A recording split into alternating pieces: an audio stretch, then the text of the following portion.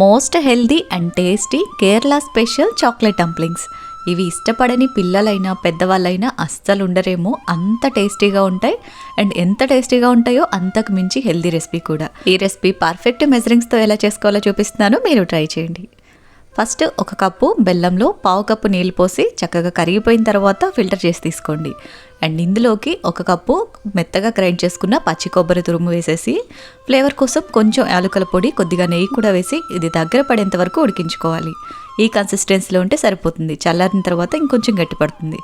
And next ఒక cup రాగి పిండిలోంచి 4 స్పూన్ల రాగి పిండి సపరేట్ చేసుకొని ఇందులోకి ఒక కప్పు నీళ్లు పోసేసి ఉండలు లేకుండా చక్కగా మిక్స్ చేసేసి స్టవ్ మీద పెట్టి ఉడికించుకోవాలి. ఇది రాగి ముద్దలాగా ఇలా దగ్గర పడేంత వరకు ఉడికించేసుకుని చల్లారనివ్వండి.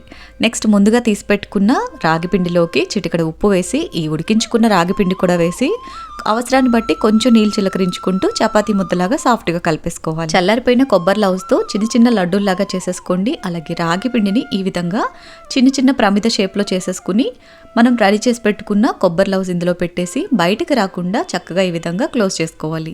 లోపల స్టఫింగ్ బయటకు కనిపించకుండా చక్కగా క్రాక్స్ లేకుండా అన్ని కూడా ఇదే విధంగా ప్రిపేర్ చేసుకోవాలి. ఇలా రెడీ చేసుకున్న తర్వాత ఆవిరి మీద జస్ట్ ఒక 10 నిమిషాలు ఉడికించి చల్లారనిచ్చారంటే పర్ఫెక్ట్ చాక్లెట్ డంప్లింగ్స్ రెడీ. చాలా టేస్టీగా ఉంటాయి. తప్పకుండా ట్రై చేయండి. వీడియోని లైక్ చేయండి. Thank you for watching. Have a great day.